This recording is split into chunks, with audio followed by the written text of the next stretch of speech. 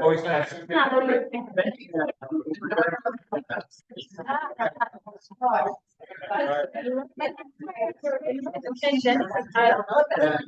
Good morning. I'm gonna hang on.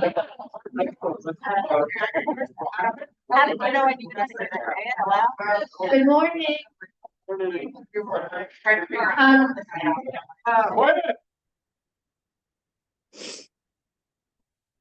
I welcome you all to our May meeting. If you have not signed in with Mary Kay, please sign in so we have a clear idea of who's here.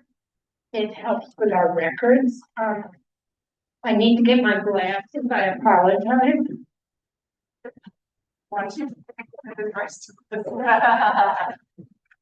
Because I wear them and I put them down and I can't find them. And then I respond to different. Would one of you like to lead us in the Pledge of Allegiance? I will. Stacy, please stand. Yeah. As you are able. I pledge allegiance to the flag of the United States of America and one nation under God, indivisible, with liberty and justice for all.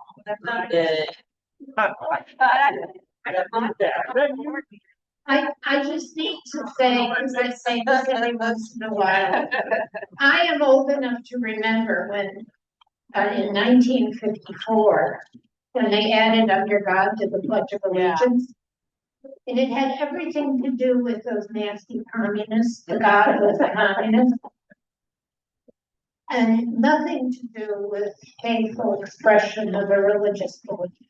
However, I'm not able, I wasn't at 10 years old then, but and I still am. Our guest speaker is not with us yet.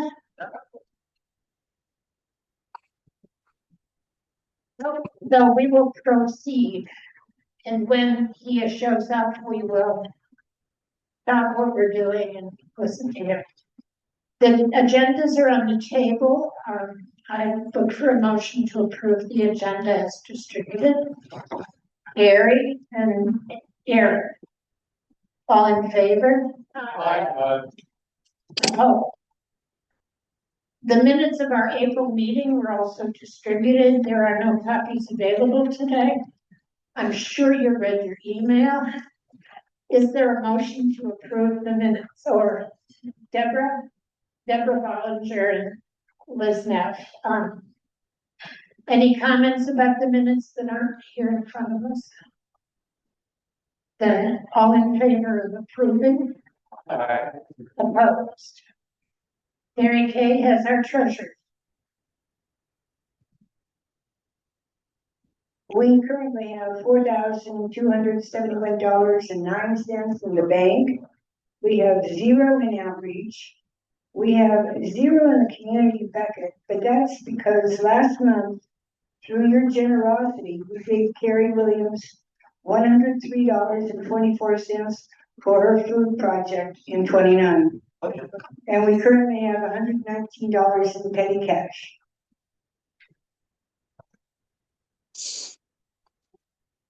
Speaking of the bucket, we will keep the bucket active. And at the moment, I'm not sure we have a designated place. It's generally going to help food if the immigrants and the others don't need it. I'm not sure, I can't remember if it's on the agenda or not. But there is a possibility that Rocio is on her way back to Yucca Valley. Yes, but it's a good possibility. It looks like it's there's more hope right now than there's been right along. And somebody volunteered to pick her up in Eloy, and the whole thing is happening, I think, which is why Lori's not sure, but I'm not certain. Things are happening, that's all I can report. And our money helped make that happen.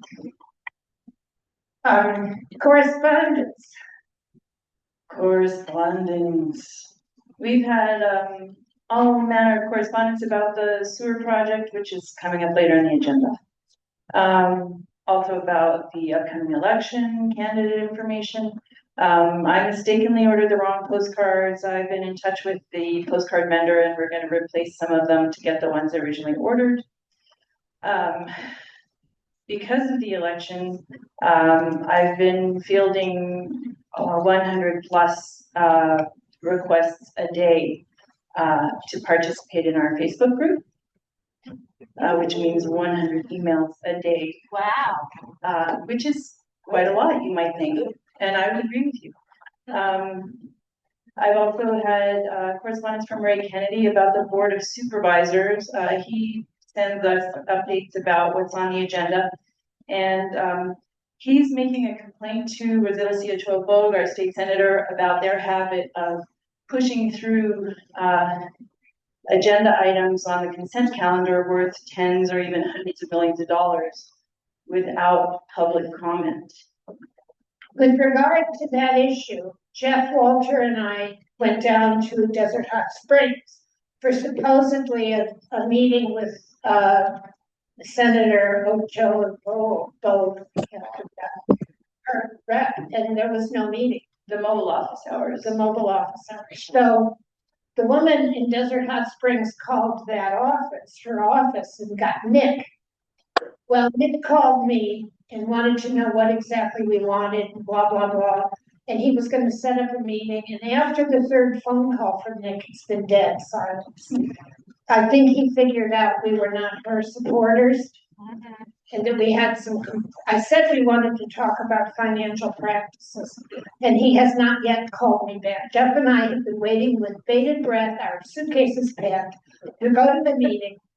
And it's not happening. Okay. Thank you. All right. Anyway, because Ray considers this to be a violation of the Brown Act because it's going through without public comment. The county Dems, you know how they normally have these breakfasts with the Democrats from time to time. They've decided instead to have a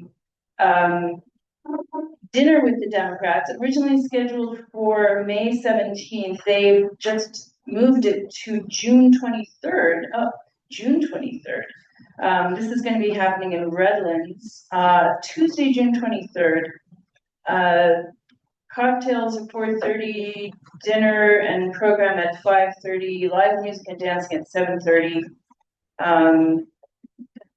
Tickets are $100 each, $7.50 for a table, or a special club rate of $600 for a table of 8. And we may be able to join with some other smaller clubs for to get a table with, you know, at the group rate of $600 for a table, which is $75 a ticket. If anybody's interested in attending this, do please let me know, and I'll talk to some of the other smaller clubs and see if we can join up and get that cheaper rate. Because it's great to work with the county to help them get some money, because they do a lot for our down ballot candidates. What else? That's about all I got. Pardon me? Yeah, was that Tuesday? Tuesday, June 23rd. Anyone who's interested in even knowing more, please let me know and I'll keep a list. And so I can, then we know what, whether anybody wants to go or not.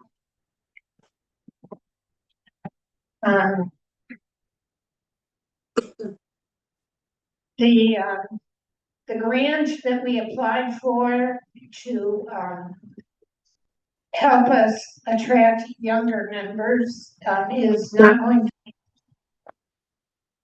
going to be decided until after the primary. I can read. The Copper Mountain Mesa Community Project update. We have about 12 Democrats giving monthly to the food program at Copper Mountain Mesa. And as far as I know now, it's going fine. There's some glitch in the charging of PayPal won't do a monthly for some of us. So that I'm trying to figure out with Kelly, but it's working fine. And it seems to be it's easy for us. We just put money in monthly. And it's easy for them. They know they have money to buy fruits and vegetables. Phyllis? So how is it that you give money? I went to middle house and I was like, this is fine. Like, what am I supposed to? I did it once. I did it once. And then I was trying to do it again. And I went to my PayPal account and Well, somebody told me, I am no expert in this, folks, that what they did was they looked at the list of things they paid and they just re-upped it. I was not able to find it. So anyway, Well, I could help, somebody could help you, but what's it called? If you're gonna Copper Mountain Mesa Nutrition. I can't remember what she called it, but I'll look it up. I think there was a link that was included in some earlier emails that you could go back to. yes. It didn't work for you the second time? I can't find it. Oh, okay, gotcha. Looking for something.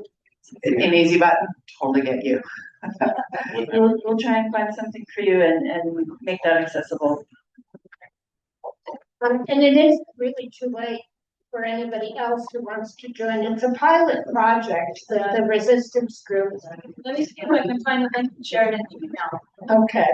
That the resistance group set up to see how best we could help our hungry neighbors. And it's a one shot with this organization because Kelly Cole knew the person who's running the food program there. It was easy for her to arrange. But if it works, we hope to set it up for more of the food programs, not just that one. Liz, do you want to talk about Laundry Love? Here's a microphone.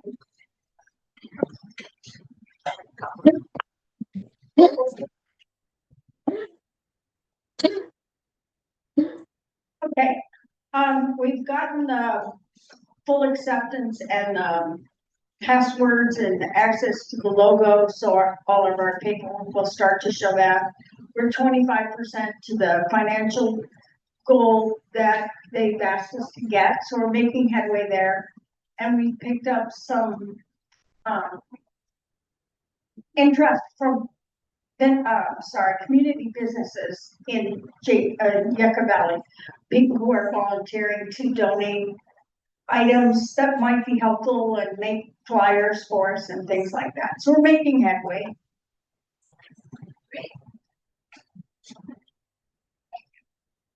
Deborah, you're next on the list, the Fascism Project. Signs of fascism. We have found, I think, a location that works for everybody, more in front of Walmart. And our meeting on the first and third Saturdays at 8 a.m. It's getting hot, so we've changed our hours up, but we got some good traffic, got some really positive responses last weekend. One guy stopped by and thanked us and brought a case of water for us, and another couple who lives in the community. The guy was in tears. He said, "I'm so glad to see you. I go to a local church and they're talking about things that aren't really godly." And she immediately asked if she could join us. So that was really gratifying. If anyone can join us, you're very welcome. We've got 15 signs of fascism, and we are exercising our free speech, which is how we retain our free speech rights.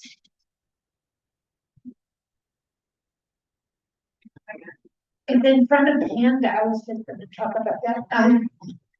It's on the Walmart property, but there's a Panda Express that's basically on the corner. And actually, for the people of those of us with walkers or wheelchairs, there's a paved ramp from the Panda parking lot to the sidewalk where we stood, and it was really easy. Becky and Matthew were there, and she had no trouble at all. No grass to fight, no rocks to fight. It's all paved. So in that way, it's And no tax. and yeah, nobody hollered at us. So, and even that was good. In fact, in addition to those that Deb knew because she was on the corner to hear people talking to her. When I was back in Fort Long Story, I had a walker because I was a wreck. And I had two different men stop and want to help me. And both of them said, oh, fascism project. Wow, great. So I think it's very worthy. And if you want to just do it once to see, put your name on Deb's list. Because I personally find it extremely gratifying. It's rewarding. We're actually out there trying to teach people. Thank you for listening to my little speech. Are there any other updates that we need to share? Have you talked to our speaker, Jeff? The last person to talk is Deborah. Emailing. Yeah, he was communicating a lot. That it was just after the pledge, or right around 10. It might be confusing. I haven't been on the campus before, and I found it difficult to figure out He where to was go. coming by Zoom. He Oh, registered really soon? and he Oh, got his link, so I got sorry. So next on our agenda is the discussion of the draft. Jeff has spent a good long time on this document. Do you want to take it from here, Jeff?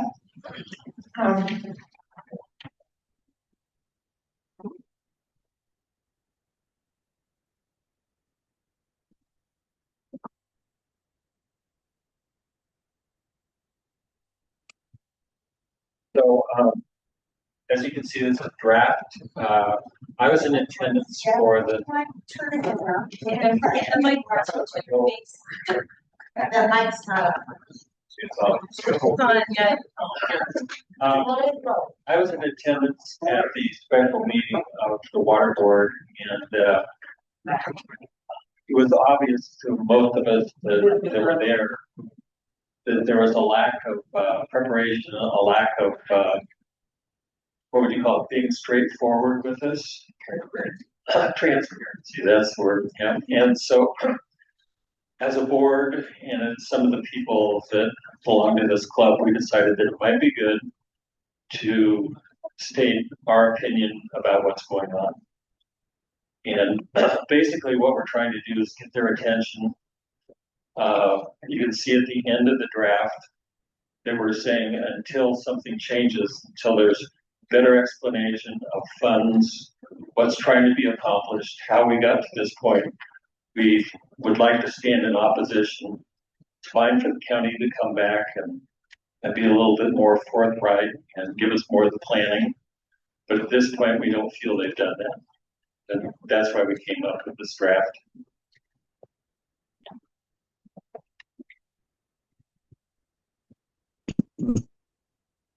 So comments? You want to hear from our water board people or anybody else that?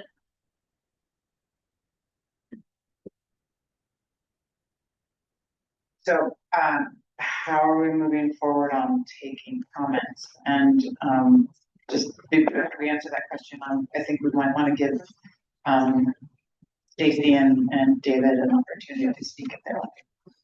Absolutely, and we could go line by line and then have the experts in the room offer criticism, or we could just go paragraph by paragraph, which makes better sense to me. So,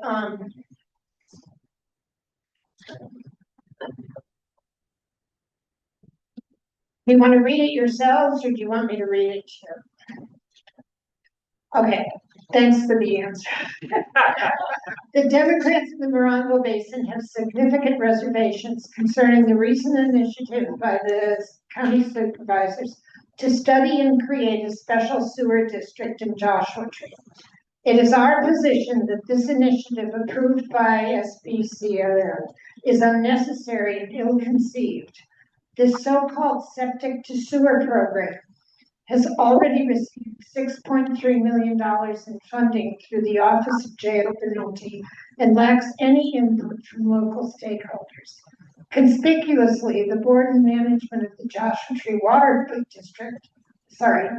Basin Water District was never consulted. The use and formation of special districts can be beneficial in some circumstances. However, these can also be used as a blunt instrument to disregard local interests. Comments? Changes, suggestions? I think we have questions about the amounts. Mark? Comments? Mark?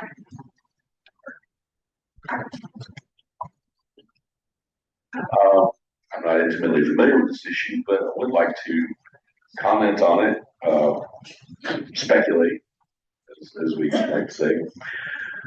So it's always, no matter what, a good opportunity to take any community off septic and go to wastewater treatment. That's just kind of a given. Passing an assessment on property owners to pay for the maintenance of that can be considered a regressive tax that unfairly burdens those who can least afford it and tends to omit those who most benefit from it. This kind of an investment will bring commercial development so that wealth can be extracted from the community. This tax, which is what it would be, this assessment would be for ongoing maintenance and staffing of whatever wastewater treatment. So that's what that's for. It's not to build it. You get grants to build this stuff. What assessment? The community services district would fund itself via an assessment. Sorry, there's no, you haven't mentioned an assessment. Don't even say that we're around the county. When you program that. Okay. That being said, it seems to me like that's something that should be seriously considered. Any other comments about paragraph 1? David? The 6.3 million is coming from the discretionary funds of the county, not Mr. Obernolte. So that's, no, there's just 6.3 million. And then from what I understand, I don't know if it's been approved, but Obernolte is doing $750,000 towards the effort. Did you hear that, Jeff? Yeah, well, one thing that I noticed is on some of this, I guess you call it campaign, on some of his campaign information, he does say that he facilitated the 6.3 million. That's where the confusion was. And I can't remember where I saw that, but he did say that. You lied? So make that correction. Well, but later on in the document, you say that there's some confusion as to, Okay, yeah, that's definitely. okay, You need to double check what came from where and so on. okay, very good. Point 1. The community of Joshua Tree already has a healthy, representative, well-qualified water agency. Why didn't the county reach out to our local agency when formulating this plan? Wouldn't the Joshua Basin Water District be the obvious choice to oversee a sewer? Isn't it duplicative, good word, to create a new special district? Yes, and yes. I would not frame that as a question. I would frame it as it is duplicative to create a special district. Not a question, Jeff, but it's a statement of fact. Good. I actually like that word. Jeff? So I have a question for the two people that are on the water board. Is there something in the charter that says that the water board can't take on something like that? No, there isn't, and the district already possesses a wastewater packing treatment through LAFCO, Local Agency Formation Commission, who is the commission that would grant the county powers if this was turned, the sewer was turned into a special district. So part of the $6.3 million study is also for them sussing out with LAFCO what they can do.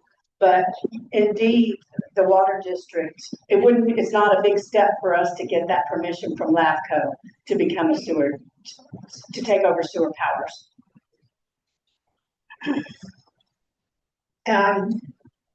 Point 2. The San Bernardino County Public Works Special District staff that presented at the April 1st, 2026 meeting of the JBW board was noticeably uninformed and ill-prepared. What a shock to answer questions. And the general public questions from the board and the public in attendance. The lack of preparation was evident in the county's response to questions regarding A, what has changed in recent years to warrant a study in special district? Has there been a marked shift in groundwater readings? Is the aquifer at risk? B, why didn't the county respond to an extensive list of questions submitted by the water board president, Stacy Doolittle? These questions were posed weeks in advance of the special meeting. C, how and by whom was the proposed study and special district boundary decided upon? This boundary has changed 3 times in 3 months. And I would also add that this new horrible project that was proposed relies on the sewer district extending to their property. What? Extending to this property, Altaloma. Are you talking about the Altaloma project? Yeah. I don't know. So I think this all looks fine. I was just gonna say, just like you have at point 1, I would go ahead and put a wind-up phrase at the bottom of it. You know, like a summation. This bodes ill regarding transparency and community consideration, something like that. Very good. Any others on section 2? Sorry, regarding transparency and community consideration, I mean, that was just off the top of my head. Cody? I haven't finished looking at the document to see if this is the best place for it, but I had a bunch of questions to the county at that meeting. They were really sort of technical questions of what kind of treatment and the details, site location. And I think they are clueless, but how are we able to give informed feedback if they're not giving us enough technical information? So, I mean, I would just request more specific details of the plan, things like that. To be clear, are you saying that you asked some specific technical questions that they were unable to answer? I think we should put something in one of our expert neighbors or a neighbor with his credentials asked questions and no one could answer them. I think that's significant.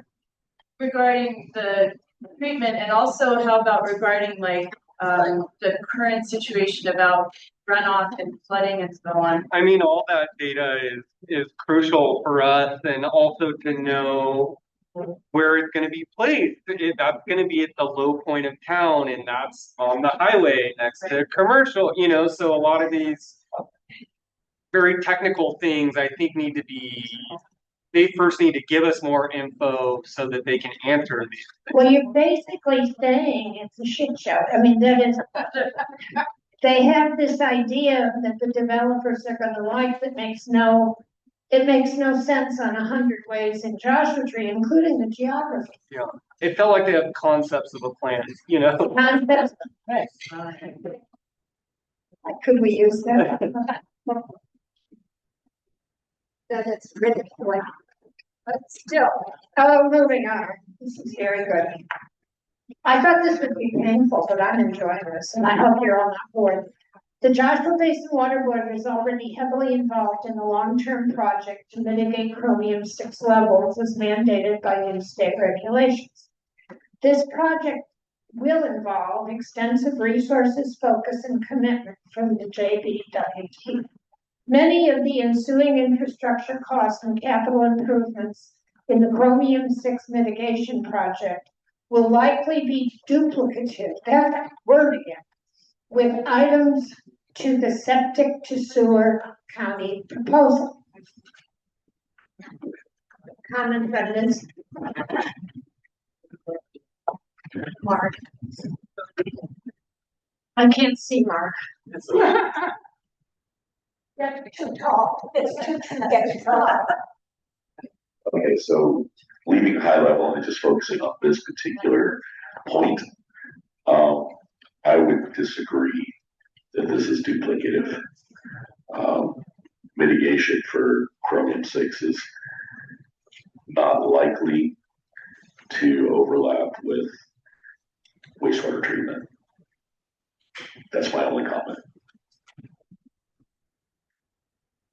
Comments, Davey? Jeff and I spoke about this when he was writing this, and so I don't know if I contributed to, this line and some potential confusion by something I said, because you're correct, they're not. I don't know where it would be duplicative, and so maybe you want to share where you saw what you're saying about that maybe I'm missing.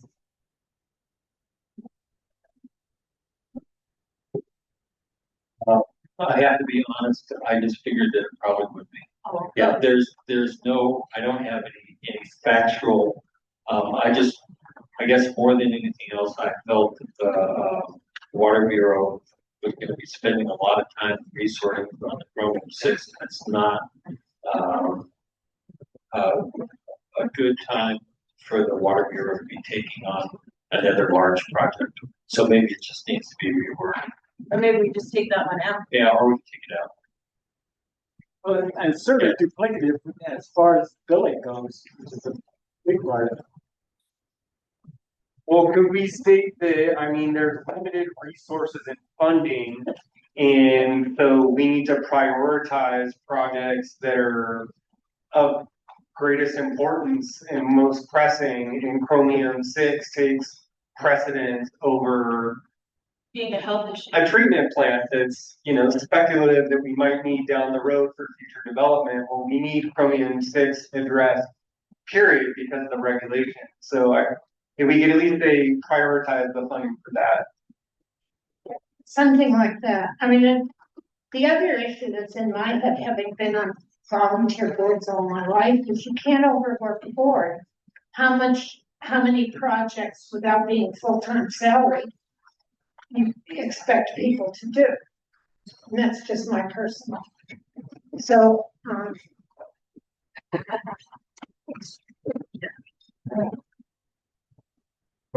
How about how about agree with Dave that the chromium-6 mitigation project will take up resources and money from the water district and the sewer would be bad timing for taking on the whole project, something to that effect. I think it's priority because it's law. It's right now it's their highest problem to solve because of the health hazard and law. Are we okay?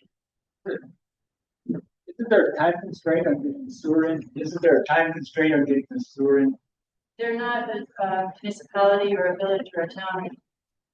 No, the answer is no. Yeah, we don't currently have the sewer is to treat nitrate contamination of the aquifers, and we're not in that place. We don't have any data showing that nitrates are contaminating our aquifer or to indicate that we're gonna have a problem next year or the next year. The last time a study was done was like 16 years ago by the USGS, and I actually attended that meeting. And they said we have a certain timeline. They projected 10 years, but so far, there's no data supporting that we're having an issue. Now, that is not to say that a sewer shouldn't be put in place to protect the aquifer. Somebody said that, and that's absolutely right, that we should do this. We don't want to wait and be like Yucca Valley. So, but it's the issue that that this letter is alluding to and that you all know is that this is, development follows creation of the sewer, and especially as an overlarge one like they're wanting to do right here. But right now, their plea to Overnolte and to the community is an environmental one, when we legitimately don't have an environmental problem right now. They're playing on your heartstrings. I'm getting in my step. Sorry. I would have to agree with what you just said. The only thing that I would kind of add some thought to is that it's not that development, and in this case, commercial development, is going to follow the improvement. It's actually that the proposed commercial development is driving Oh, the improvement. Yeah. That, again, is not necessarily a bad thing, but it does need to be brought into consideration. Yeah, and if I may say something, if your speaker doesn't show up, I'll certainly stand up and say what I was gonna say on June 13th. That's great. When we were gonna talk about the sewer, we had that scheduled, but That's great. certainly looks like this would be a good time for it, when we're ready, if we decide to do that. But I will call on you. That's excellent. You'll have a surprise speaker. So let's see, we are on 5. I thought we just finished 4. Okay, the county initiative with the top-down approach solidifies local high desert and JT antipathy toward the county supervisors, which appears to operate solely to encourage commercial development and ignore local desires to protect the high desert from.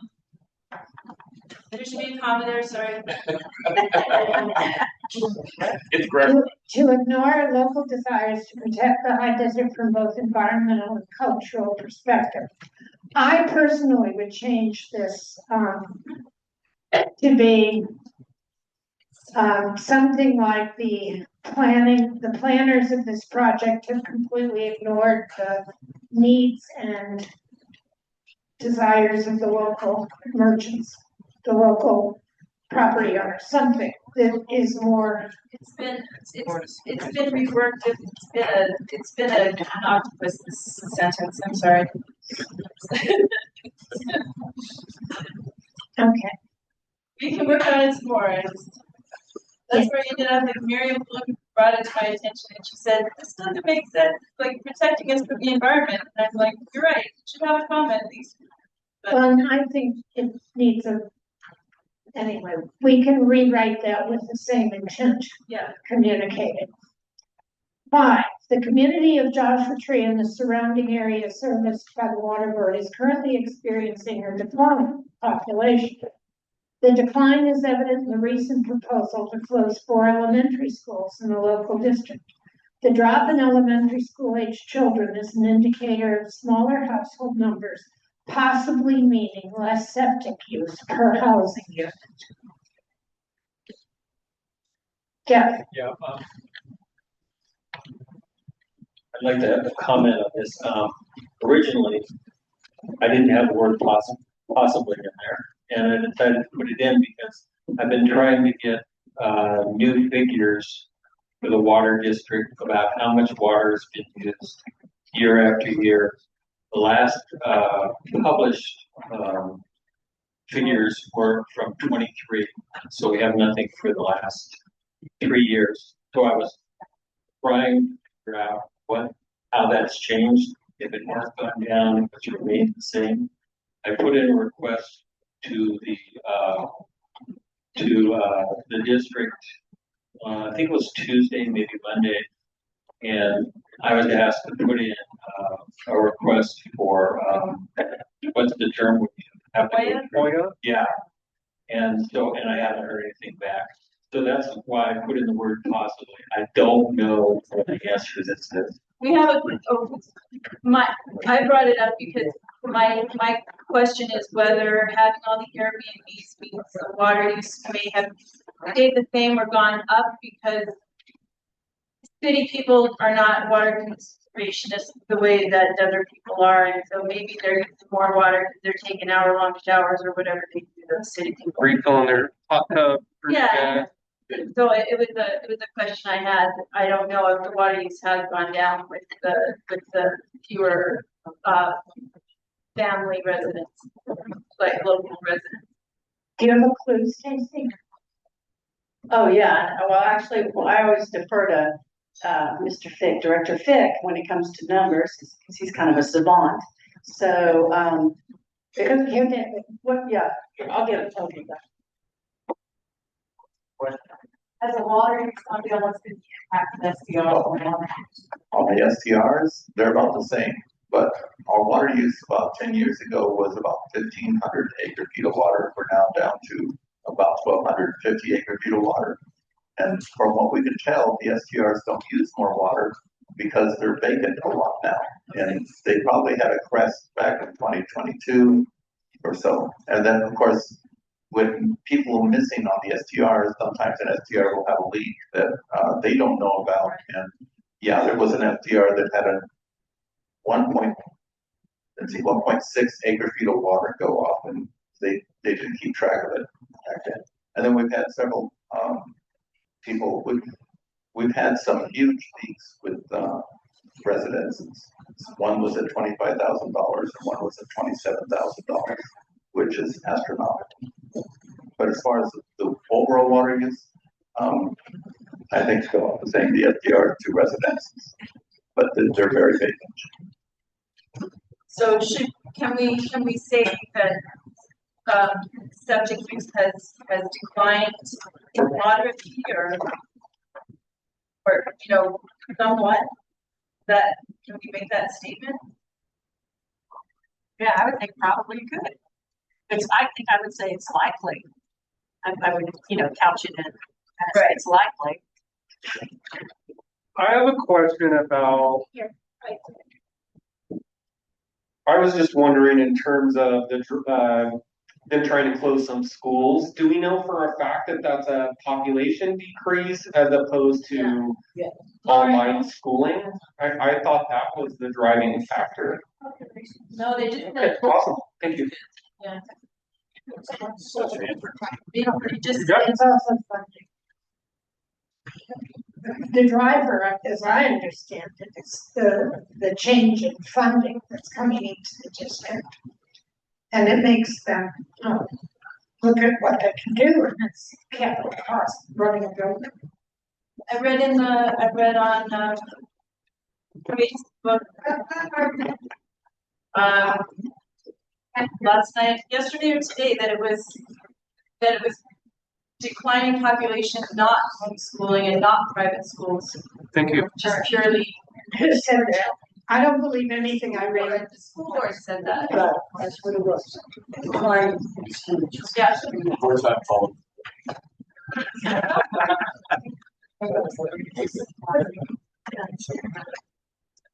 I'm no educator, but it was my understanding that yes, funding has gone down because funding is provided by head count.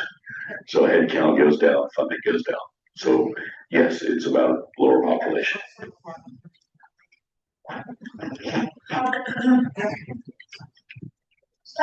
We're almost done.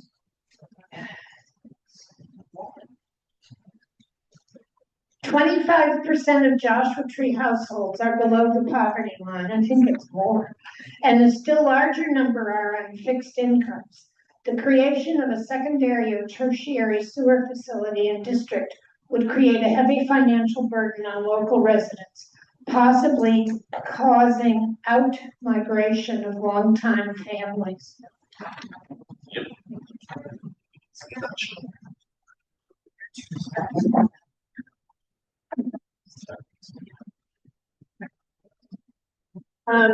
No comments about this. Everybody's copacetic. I would just think that 25% of the households are below the poverty line is a low number. But I don't have a statistic to replace it with. Where'd you get that, Jeff? I can't tell you exactly where I've got it, but I've seen it 2 or 3 times in different things that I've read. Can't tell you exactly where I got it. It's low going. Brenda. I'm mute. Welcome. I'm new, but I just have a comment with you. Period, cites this, please cite the source. Yeah. Cite the source. Yeah, I'm not sure where we get that. I know where to get the consensus. Yeah. It would, It is higher than 25%. do you have a clue how higher? What's the number then? Yeah, I know where to find it. okay. Because you can always say, according to the Joshua Basin Water Board. Yeah, and I don't know that you say below the poverty. Yeah, Yeah, and I don't know that you would say below the poverty line, you would say they're disadvantaged, and then that's where the number's higher. So your number might be right, but you say the number in our disadvantaged population, for our disadvantaged communities, more like 30%, What is- higher than 30%. But what is disadvantage? Well, I don't know, but it's vaguer and you can have a higher number. So that's what I'm trying to say. I think a good idea would be specific about where the costs are. I mean, the monthlies are part of it, but the additional cost to connect to the sewer is substantial. Mine's gonna come up about $7,500. Yeah, I'm gonna talk about that in a second again, if we decide I'm gonna talk. Great. I think we're close to deciding. yeah. Good. I have a question. So are we changing that one word or? I don't know if I could, I think your point about citing, where the statistics have come from is Yes. correct. However, I don't know if we have an exact place to go to get it exactly. I do. Yes, they do. So we'll do that. Thank you. And I mean, I don't know that you want to add this, but there is something also with this disadvantaged community, and we're in a remote areas. When a problem happens, where do we have to go? We have to go to Victorville, or do we have to go to San Bernardino, the city, to discuss this? And what's going to happen actually is people are going to show up at the water district and think that we're supposed to manage that problem, and the county's going to be like, oh, too bad. So that's something else to consider. Less the water district issue, but the idea that residents are not going to be able to go somewhere, have somewhere to go easily. Because we don't have a map. Right, that's one part of it. Yeah, for sure. There's so many issues. One issue leads to the next. It's just so many. But fine. I would just actually argue to keep it at the poverty line because that's a known statistic, and poverty is a very powerful word. And 25% is 1 in 4 people, so it's significant no matter what. So that I would just get the correct number, and I agree about citing.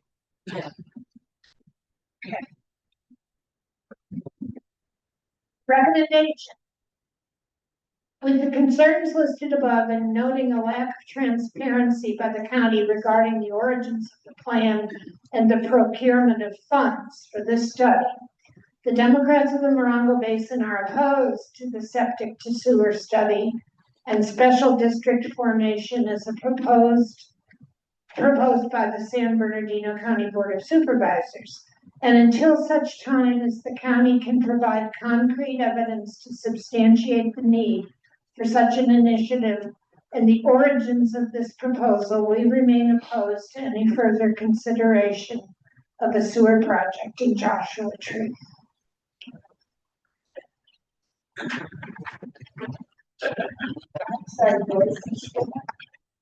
Yeah, we gotta get it on the record. So, the only thing I would add to that is, that it is the Democrats of Morongo Basin concerned that this proposal will ultimately lead to a regressive tax on the community by those who can least afford it. Good point.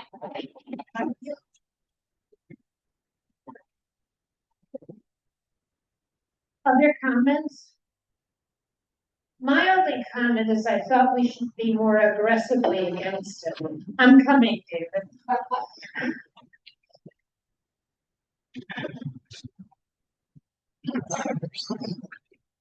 Hello, folks. This is the comments by a individual, not even a board member of the Joshua Water District. I've been out here 40 years. I've watched in real time what happened with the Yucca Valley, process. And the Yucca Valley process, they have commercial development, you know, Walmart and all the associated things. They're about 20 times larger than Joshua Tree as far as commercial development. I haven't measured exactly, but Yucca Valley is 7 miles of commercial. And so that sort of brought about the situation of them needing sewer much sooner than they acted on. The Regional Water Quality Board told them around 2005 that they had to do sewer, and then it took them 10 years to do the studies, and they started doing it in 2015, and so that's what they're doing.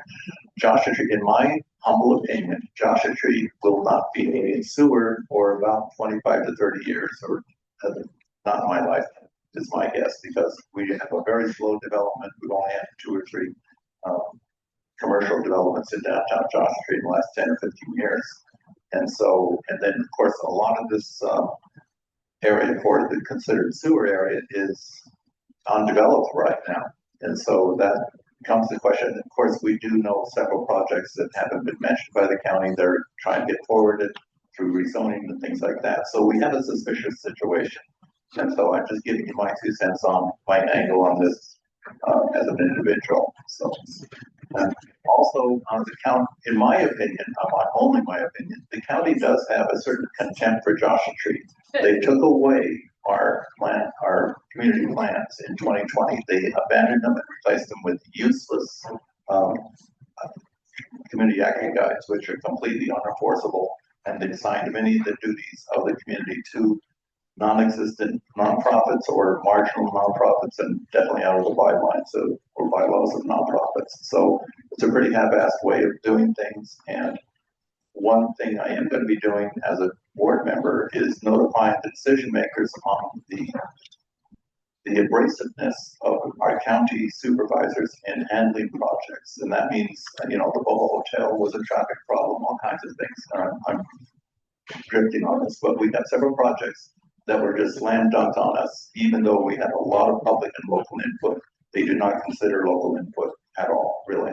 So I'll leave there. Another subject to talk about the failures of the county with regard to the Morongo Basin. And I am having a terrible time not complaining about the Yucca Valley sewer project. I want the supervisors to tell Joshua Tree how much TOT you're generating. That's like a huge bugbear for me. Well, that was one of our issues that going to the meeting with the senator, whose name I can't say. Chobo. And we're still working on it. I intend to follow up with Nick, my new friend in her office, and insist that he meet with us. And when that meeting is set, I will let you all know, because the issue is lack of transparency and all these monies. The Joshua Tree money is going into a bucket that they consider a slush fund, as far as we can tell. And that's terrible, but that's not our subject right now. Our subject right now is this letter, and I would like a motion that we approve and endorse the contents of this letter. As amended, with all the amendments we've talked about this morning.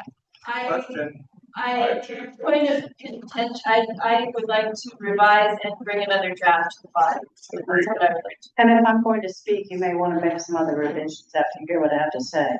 Okay, so the motion then, for my comfort, would be that we continue working on the state and move it forward. All in favor? Opposed? Now, let me look at the agenda, Stacy, before I call on you. Okay.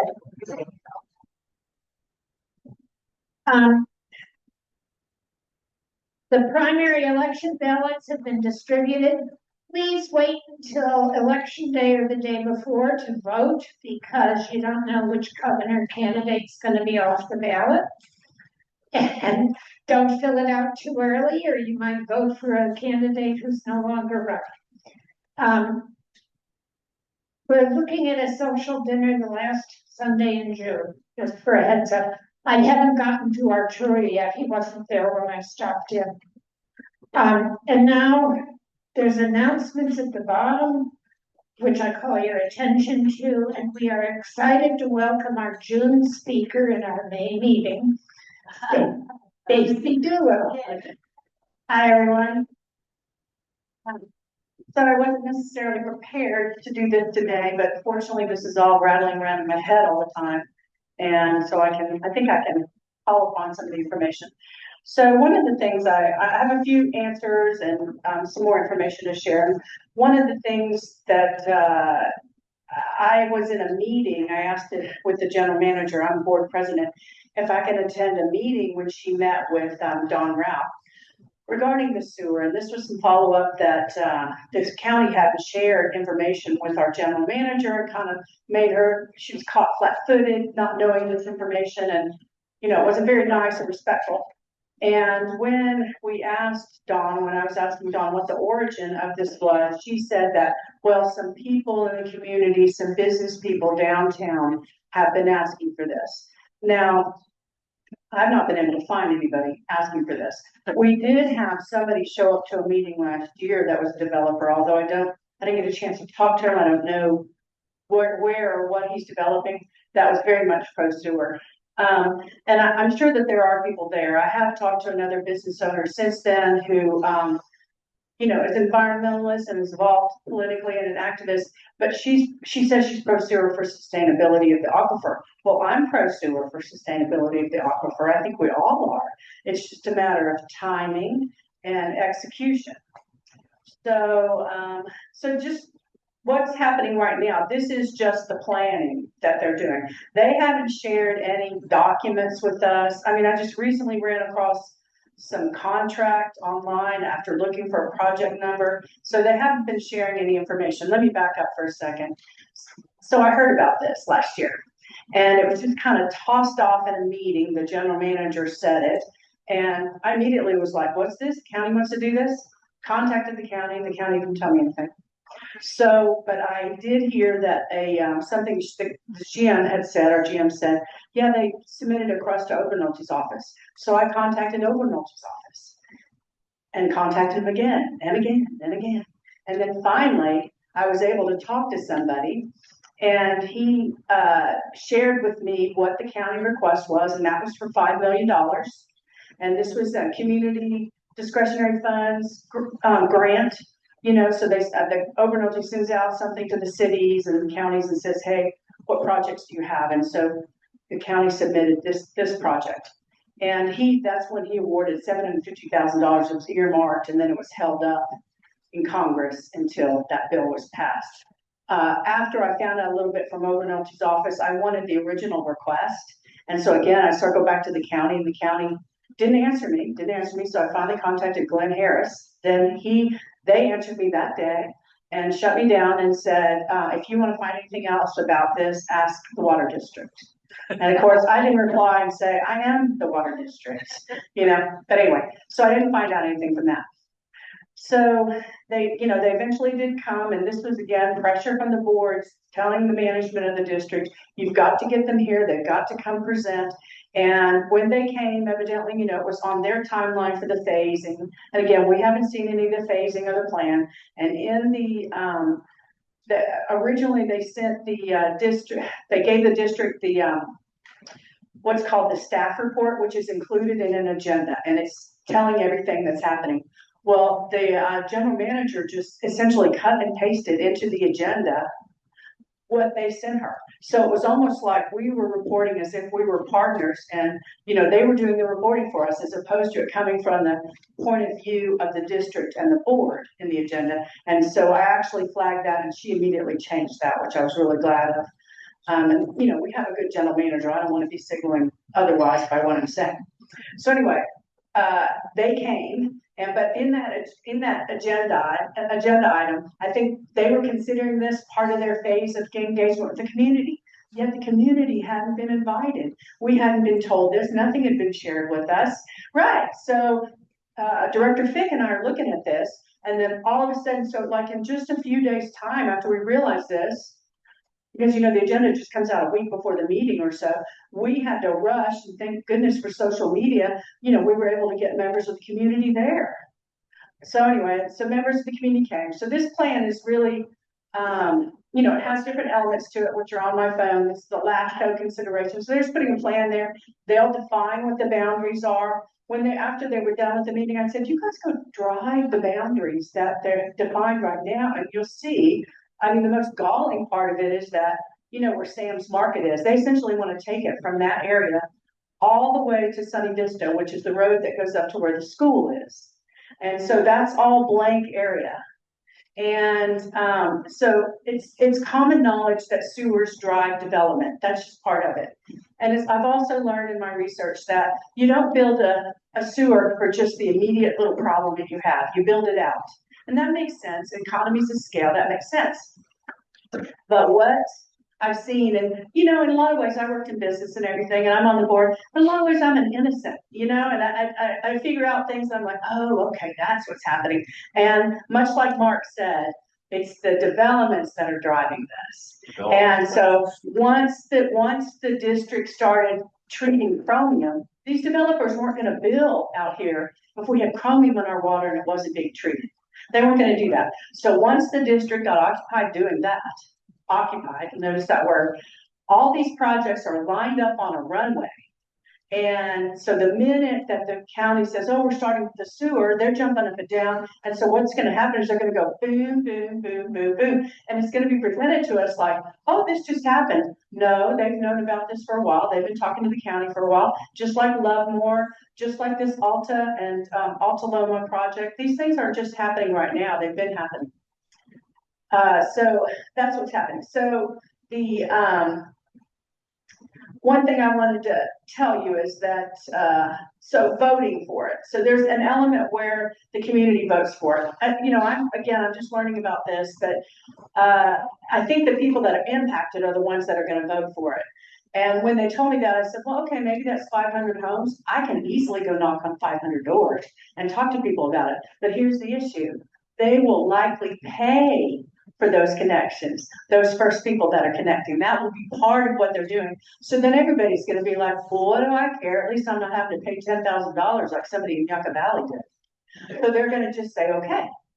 So that's one of the issues. It's going to be awareness and telling people what it really means. So the other thing is that they're going to want to develop from Joshua Tree to Yucca Valley. So all that land that we have right now, thank goodness for Mojave Desert Land Trust, you guys pay your dues. If we didn't have them, it would be a lot easier for them. But believe me, that's what's going to happen. And so again, it's no coincidence that they want to take the sewer way out past Sands. I've already had a video shot that's aerials of that land. It's just pristine desert that they want to develop. And this all kind of flows into CEQA issues. And this urbanization of Joshua Tree and this incremental piecemeal development, and then all of a sudden, boom, we're a suburbs. So I'm just looking at my notes, which I put together. Okay, so one thing I forgot to tell you. This was an example of what we were talking about. Kennedy saying that he's going to complain about consent calendar items. This was one of those items. This was on the consent calendar. So there was no community debate or awareness. So when this came out and they gave examples, the county says, oh, we've done this, we run a sewer in these communities and stuff. And I thought, well, let me just call those communities and see what they have to say. And so I poked around and I ended up with Crestline. And guess what? Crestline had a sanitation district that was a special district run by the county. And whenever they had a problem, they had to go to Victorville, they had to go to San Bernardino to try to help somebody resolve their problems. And they kept raising the rates, and they didn't have any representation for this. And there were lots of other things that were going on that I don't necessarily have confirmed. But what they did is they got a ballot measure and they voted to take back the sanitation powers from the county. That's how upset they were. So I could easily see something like that happening here in Joshua Tree. Let's see what, yeah, I just want to make sure I've got it. Like I said, I was just putting all my notes down. I want to say this. I don't think all development is bad. We're going to have some sustainable development. I'm not one of those pick up the ladder behind me, once I reach the high desert. We're going to have some development. It's just a matter of smart development. This also points to a larger picture that I've struggled with. I'm on the board of directors of the Morongo Basin Conservation Association, and that is having an understanding by the county of what they have here. That, you know, we're a gem and we don't need to look like Yucca Valley, Victorville, Colton, or wherever. We don't need to be like that. We need to be like we are. We're the front porch to the national park that impacts people's perception of the national park. And the tourism that Yucca Valley gets and that even Desert Hot Springs gets is because of the identity of Joshua Tree. And somehow the county doesn't understand that. And so we're going to have to get that across to them. And I'm working on a little group called JTSOS, and SOS stands for, you know, Save Our Soul, Save Our Spirit. It's actually based upon something called Save Our Springs in Austin, Texas, when I lived there. And so that's a little thing that I'm working on. I also wanted you to know, related to the to all of this, is the larger story of regionalism and what's happening. Some of the management of some of the water district elements that we do are now being done by the Mojave Water Agency, which is a wholesaler that's in Hesperia. And, you know, economies of scale, again, it makes sense for things to be handled regionally, but we want to look really carefully at that and what's going to happen with our water management. And I just came back from a meeting, actually a couple of meetings, but this one was in Sacramento with the Association of California Water Agencies. And we buy water to recharge our aquifers. If we didn't buy that water from the wholesaler, Mojave Water Agency, which comes down the Morongo Basin pipeline, we would be in overdraft. We would return to overdraft. If we lose that water because of climate change, and we would be sticking our head in the sand to pretend that's not going to happen, we're going to be back into overdraft. And then we've allowed all this development to happen. And the original water rights of the people that live here are now divided with all these other people who can afford the cost of the water. So that's something else to think about. That's that larger picture that I'm looking at, and then I'm widening my lens. A couple other things. One is that I have proposed a new committee and to be put on the agenda. I can't get into discussions with the director that is sitting here because I don't want any Brown Act violations, but I checked ahead of time and I'm allowed to announce this. We can't talk about it in any substantial way, but it's going to be called the Water and Growth Committee. And we've been pushed back on by the district by telling us we can't talk about land use. And you know, that's true. We can't legislate or make any rules related to land use, but land use and growth definitely impacts our water. And we've got to be able to talk about it of a piece and not be so siloed and isolated and a victim of what is happening to us. And that's also why I'm starting that JTSOS. We have to do something. So anyway, well, there's been a little bit of a kerfuffle about getting it on the agenda, but I stayed within the process guidelines, and I know it's going to get on the agenda, and that'll be a standing committee. And so you'll see something with that.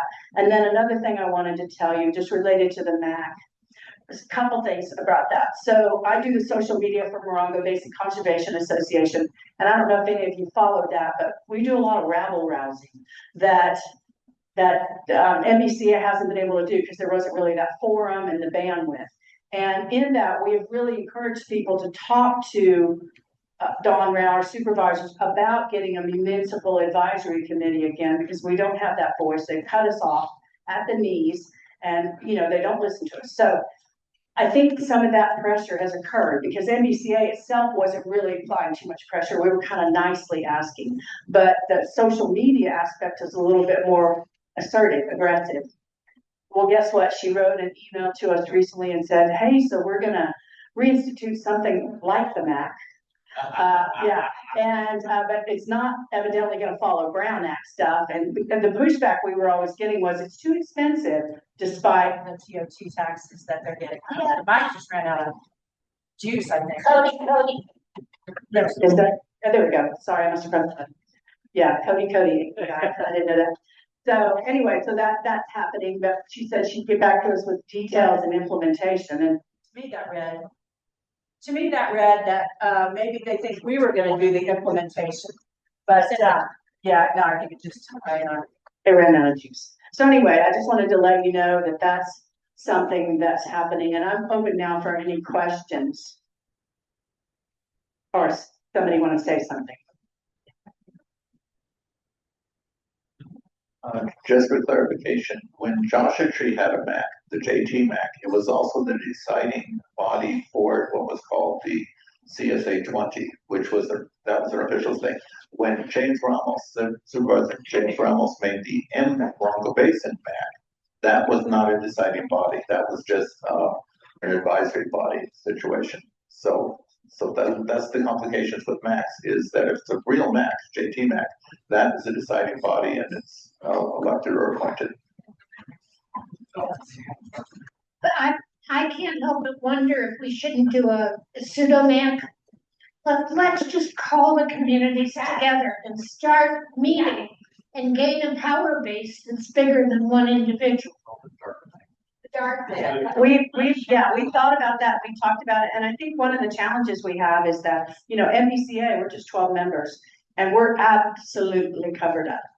And maybe a little bit more distributed from our mission and scope, but there's kind of, there's always a lot of outrage, but there's inertia when it comes to actually somebody taking ownership and doing something. So I would invite, I know that you guys are active people, but encouraging you to try to extend yourself a little bit more, encourage your friends to participate more in something like organizing and arranging and creating this stuff.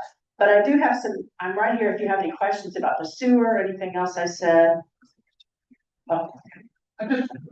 Was Crestline a city or is it municipality? Unincorporated.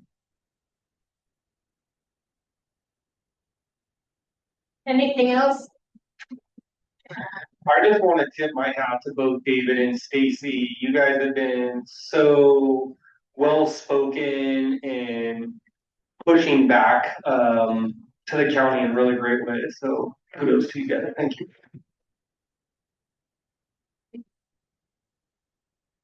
Anything else? Thank you so much. This was really good meeting because we did the subject right through. Any other items to bring before us? Cody? Unrelated. Yes, anything random from the community? I just wanted to say on the drive over, I was hearing on the radio that next Saturday here is a community cleanup, they're calling it. And it's just a hazardous waste collection from 8 to 12. And I think they said there's some free mulch available, but they said get here early because once their collection bins are full, they'll close up shop. Oddly though, batteries were not included in that. So, but it said other e-waste. There's flyers, just pulled up on the internet. Location. Here. Right here, he said. I've got it pulled up. Let me see where. It just says here. It's not Copper Mountain Mesa Community. Oh no, my bad. Copper Mountain Mesa Community Association located in Winter Road. So that's north. Yeah. It's probably by the dump, right? Anyhow. It was on C-107 or Don Brown. Their community center is the old organization. I don't know that it's your adopt. Oh, okay. Thank you. I just heard Copper Mountain, so. But yeah, next Saturday. Okay, this is a random thing. I met with Mr. Ensign Mason. I didn't know too much, but he's the tax collector for the county. And I met him January 27th, 2025 because as a board member of the Joshua Basin Water District, we go to these ASBC SDA dinners, and that's where we met him. And he's very unpopular with our county. He's probably one of the highest paid employees of the county, but I just thought, the county wants Ryan Hutchinson, and if you look for the endorsements, it's everybody. Everybody in the county wants, well, I won't say that because they all want him out. For some reason, they want him out. And so I was going to say, I'm going to vote for Ensign Mason as far as tax collector goes. That's a political plug, in case you haven't figured it out. A nonpartisan political plug. So, batteries, the place on the south side of the highway, about a mile out of town, going toward 29 Pops, they still take batteries, and they're open. next Saturday for that. They're always the third Saturday of the month. Great. Where's that, Jack? I don't know that you have the waste transfer station didn't go. So, it's the county, so, oh, This is not to be sort of fear mongering, but it's a worry that I've had. I spoke a little bit with Cody about this, but the threat of data centers coming to this area. And I just want to note, the other day I was driving on 2 Mile right near Lear and saw a panel band with the name of a company on it that for some reason made me nervous, and I looked them up. It's Vertiv, multinational provider of critical infrastructure and services for data centers. So, and that's right near where the proposed solar project at 29 is, because we don't know if that's dead yet. So that's probably why I wanted to come today to talk to the solar guy, but I'm just worried a lot about this. And we will, speaking to the solar guy, we will rebook him and hopefully have him at the June meeting, since we had June at the May meeting. It's working out very well. Other announcements? Do I hear a motion to adjourn? Gary moves and Diane seconds. Oh, and nobody's taking minutes. All in favor? Oh, you're taking minutes. Gary Neff moved and Diane Greenhouse seconded. All in favor? Good meeting. Thank you. Thank you all.